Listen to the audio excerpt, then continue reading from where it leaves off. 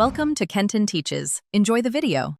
You start by opening Instagram and signing into the account you want to link. Make sure your phone is nearby with the number you intend to use and that you can receive texts or calls. Once done, go straight to your profile and tap the menu to access settings. This gets you to the security and personal info area. Make sure you use an active SIM. Temporary numbers often fail, and check network connectivity so codes will arrive without delay.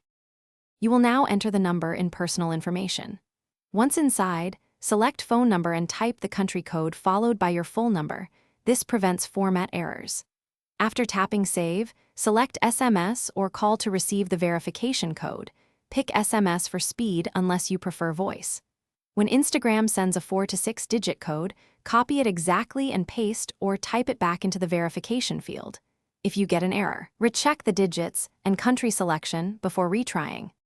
Finally, enter the verification code to confirm the phone number and complete linking. Once Instagram accepts the code, the number is attached to your account and can be used for login recovery and notifications. Make sure to enable two-factor authentication now to tie a secondary security layer to that number. If verification fails, try resending the code, switch from SMS to call, or ensure another app isn't blocking messages. These steps usually resolve delivery problems quickly.